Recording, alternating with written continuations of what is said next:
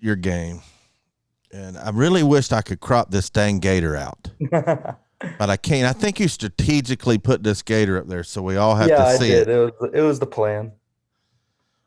You do know this is the volunteer road show, not the gator road show. I understand that, but what you need to understand is the Vols didn't play in the SEC championship yesterday. Yeah, but at least I don't throw any shoes. That's a low blow. All right, let's get this thing going. We're going to just talk about Tennessee game, and you're going to talk good about my Vols, or I'm going to flush you down the toilet. You're going to tell us how wait till next year that we're going to be strong next year. You're going to say all the cliches that Tennessee fans have been saying for the last, I don't know, 10, 15 years. Yeah, but the problem is Florida actually has reason to believe they're going to be good next year. We have reason to believe.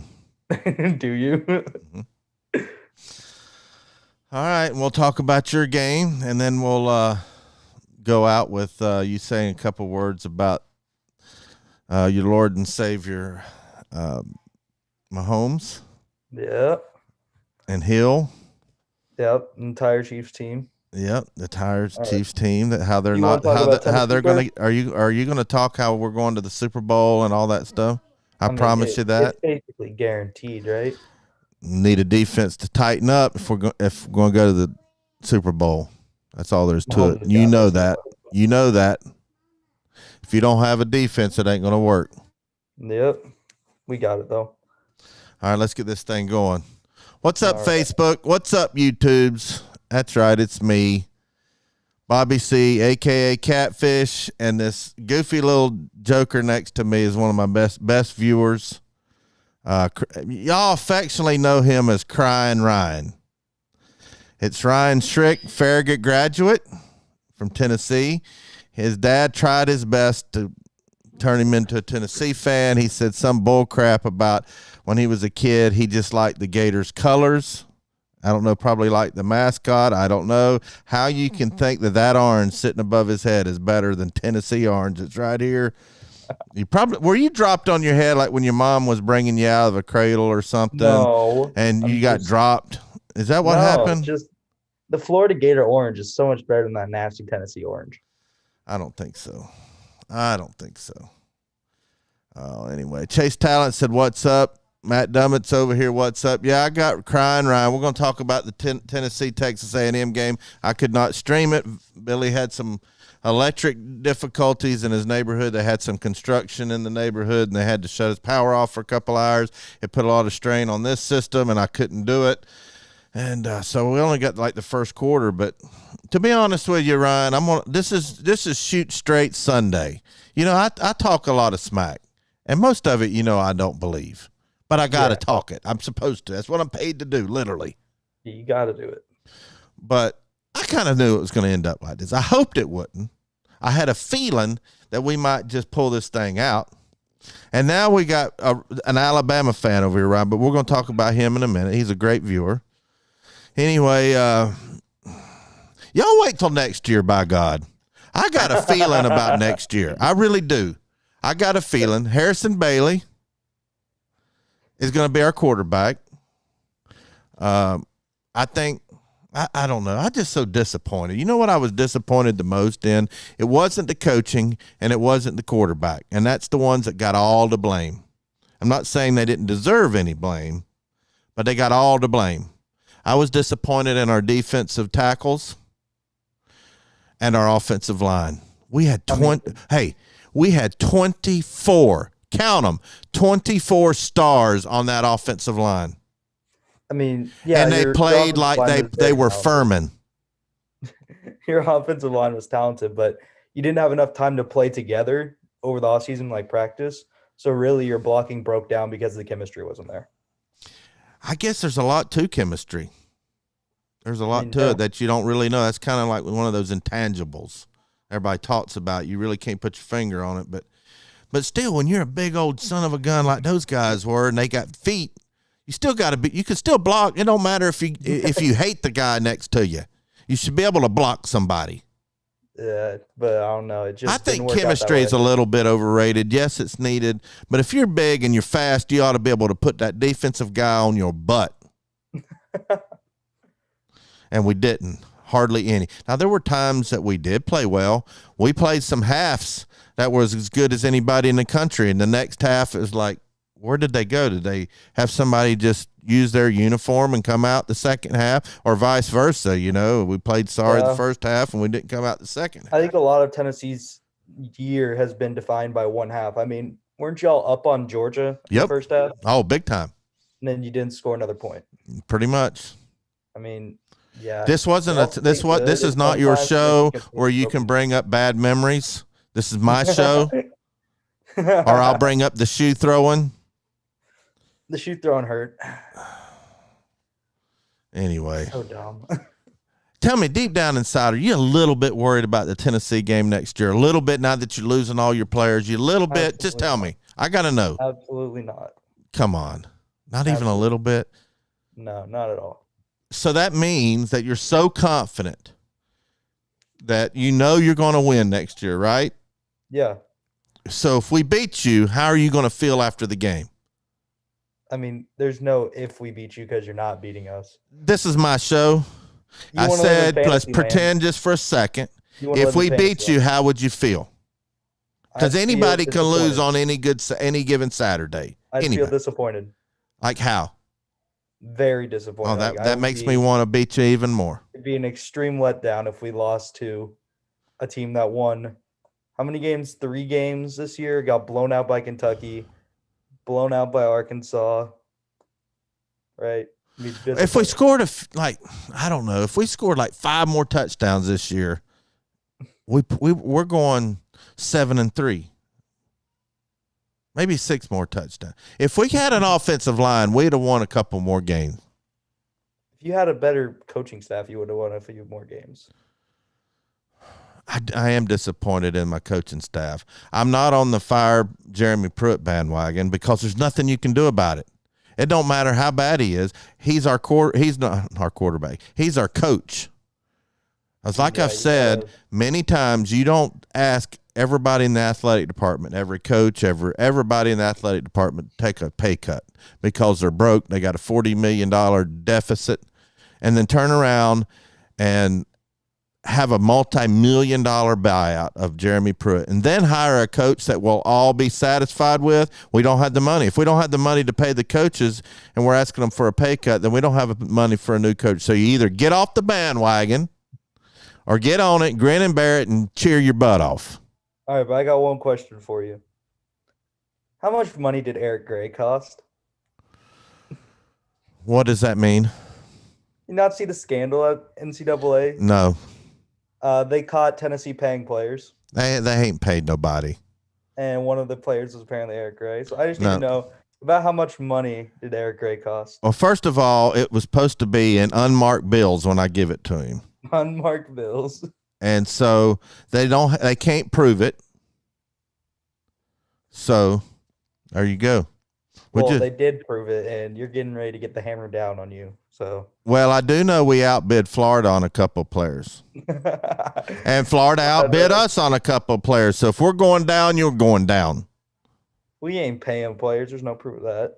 Well, there's no proof of Tennessee. It's just hearsay. Yes, there is.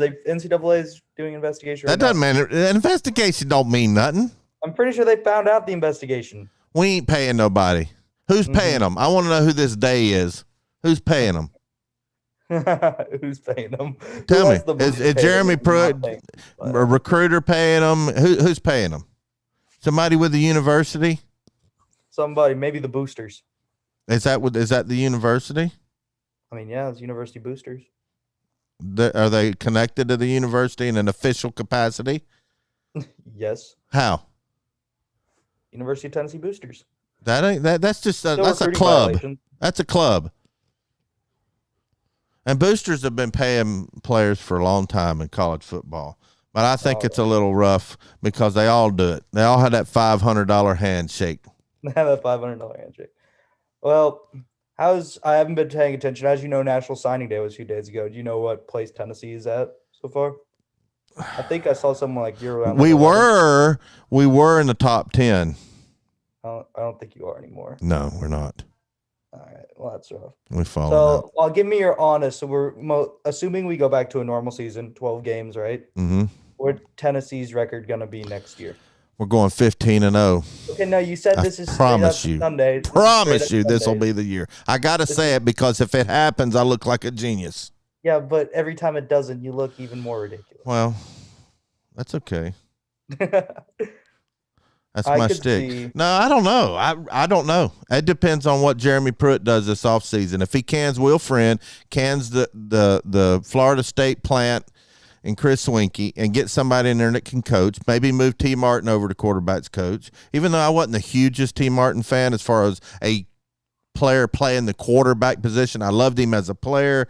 He was a real dual threat. He had some wheels, and maybe that's what we need. Maybe that's what we need. Maybe. I'm putting a lot of blame on Chaney. I think that's another Georgia plant. They gave us Dooley, and that was a Vince Dooley, Georgia coach plant. He gave us Derek Dooley, set us back 150 years, and then I think they gave us Chaney. So I don't know. So we've got a lot of changes to do next year. Changes. So many. I'd like to move on to the championship game. You really felt. I gotta say something. I gotta say something about the Gators. It's really hard, and I'm probably going to delete this video when it's done, so there's no videographic evidence of me saying something good about Florida. But y'all surprised me. I didn't think it was going to be a ball game. What did you think? Everyone. Give me your first, second, and third quarter synopsis, and the whole game is. And before you do, let me give some shout outs. We got Dwayne RTR, Matt Dummett, Chase Talent, Space Mountain says go Gators. Atypical Gump, Dwayne, what's up? Roll Tide. He says B Hunter said teams are investigated all the time. That's true. Atypical said something about where legends are made at Alabama, but anyway. They're our biggest rival. I don't care. and I love the fans. They got some of the best fans in the world, but as far as a team, that's probably the one team I want to beat if we don't win a game, I'd want to beat Alabama. And then Florida, y'all are next up on the whipping post. But anyway, go ahead and give me a rundown. Your first quarter, you start off with, obviously, Alabama drives right down the field, scores on Florida, right? Florida returns the ball with a deep ball to Kadarius Toney, and it looks like it's going to be a pretty good game. And then throughout the entire first half, Alabama slowly pulled away. I think Florida had 10 points going into it. Then they got a late touchdown in the second quarter. And then in like 56 seconds or like 60-something seconds, Alabama drove like 81 yards down the field, got another touchdown, and did a bunch of momentum to Florida. You go into half. You're down by, I believe it's 18. I think Florida's down 18, maybe. Something like that. I think 18 sounds about right. And then we come out of half. Florida receives the ball, and our offense starts firing on all cylinders. The third quarter, I believe, Florida got 3 stops in the third quarter, which we had 0 stops in the game prior. Later, Dwayne. Alabama scoreless in the third quarter, and we scored 14 points to cut the deficit down to 7 or 6. I think it was 7. And then Alabama started scoring again. Florida started scoring again. Florida got a 2-point conversion, which cut the lead down to 6, right? Alabama gets the ball back. Florida forces their final 3 and out, their 4th of the game, 4th stop of the game. And Alabama punts the ball. I believe there's like 16 seconds left. Florida has a chance to go in and win the game, and Kyle Trask gets sacked. It ends the game. But you can't say Florida didn't surprise more people than anybody thought they would. I remember everyone in the Volunteer Roadshow chat, everyone telling me Bama 55, Florida 12, Bama 63. I wasn't even going to think 17. You could score 12 points on them. Florida hung with the best team in the nation, and I believe that's going to be the best game Bama has all year. Yeah. I don't think anyone gives them a better fight. I thought Alabama would score in the 40s, possibly the 50s. And I just had a feeling either Florida was going to come out flat because they were devastated from the LSU loss, which pretty much gave them 0 chance at the playoffs because of that. But I did say on my Friday night show, I said, there's a chance I could see Florida surprising people because they're ticked off at number 3 and just they're taking out their frustration and can score in the 40s against Alabama. Yeah, I did say that. The final score, I believe, was 46-52. Yeah. Fantastic game. Are you proud of your team? Gets up from here. Are you proud of them? Hey, Scott Callhorn over here on Facebook says, poor Ryan, that closet full of jorts. I don't own a single pair of jorts. He did say, sorry you missed the playoffs, Ryan. I'm not sorry. I mean, it's okay. This was one of the most enjoyable years as a Florida fan in a long time. Even though the defense frustrated me all year, that offense was something special to watch. And I'm really going to miss this offense. And, Kyle Trask still deserves the Heisman if we're going by the Heisman being given to the best player. Let's be honest here. Now, the Heisman has changed to be the best player on the best team now.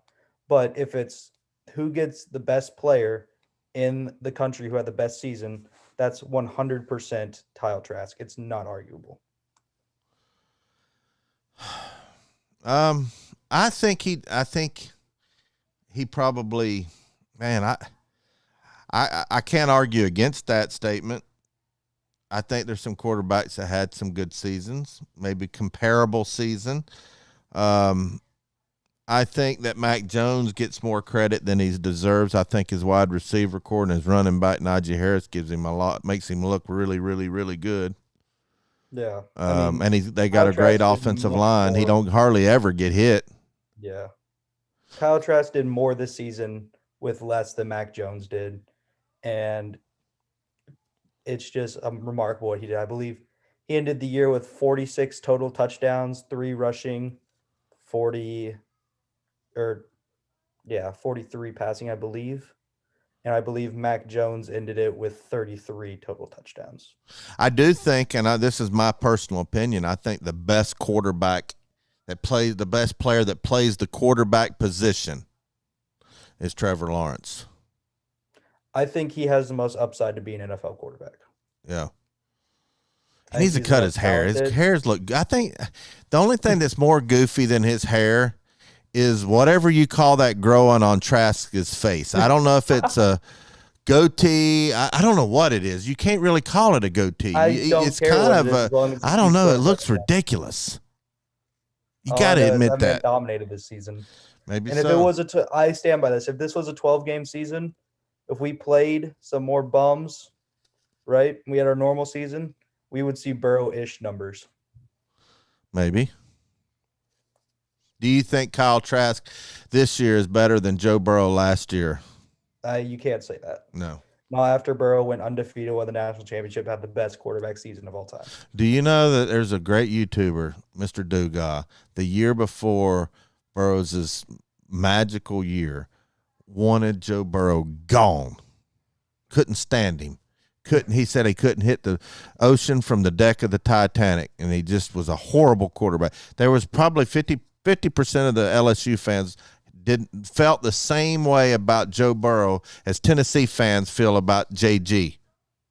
I mean, yeah. And then in the next year, he turns around. Everybody's all upset. I forget the quarterback they wanted to start instead of Joe Burrow. And then every week, okay, the criticism got less and less. And then about game 2 or 3, he was Jesus freaking Christ. Yeah.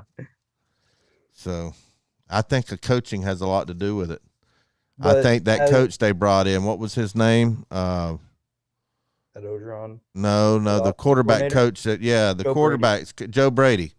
I think he probably deserves more credit. Well, because you see the difference between Joe Burrow's first season at LSU and Joe Burrow's second season at LSU. Mm-hmm. That's a dramatic difference, and I think the scheme helped a lot. Yeah. But I don't know. So what's your record next year? What's my record next year? Yep, Gators. I haven't checked the exact. Who's winning the East? Who's winning the West? Florida will win the East. Alabama's going to win the West again. So you really do believe the Florida Gators are going to beat the Vols next year? Yes, I do. I thought you was joking. No. For real? Yes. Jeez. Well, I think we're winning the East. Well, you always think you're winning the East. All right, quick. Tell me about your NFL team, Kansas City Chiefs. What's happening today? What's going on in the postseason? And what you doing in college? Tell me how you're doing. The Kansas City Chiefs today, they are going to this game with one loss, number 1 seed in the AFC, and they play the Saints, who are the 2nd seed in the NFC. I believe they've already clinched the playoffs. It's going to be a great game in New Orleans. The dome's going to be empty, no correct fans, I believe. Mm-hmm. And the Saints are starting Drew Brees. He's back from injury. And they have their best wide receiver, Michael Thomas, is on IR. Which former Vol are you going to be mad at after the game? Alvin Kamara or Marquez Callaway? Definitely Alvin Kamara. Okay. Just wanted you to hear you say it. Is he good? Do you think he's good? He's a good running back, yeah.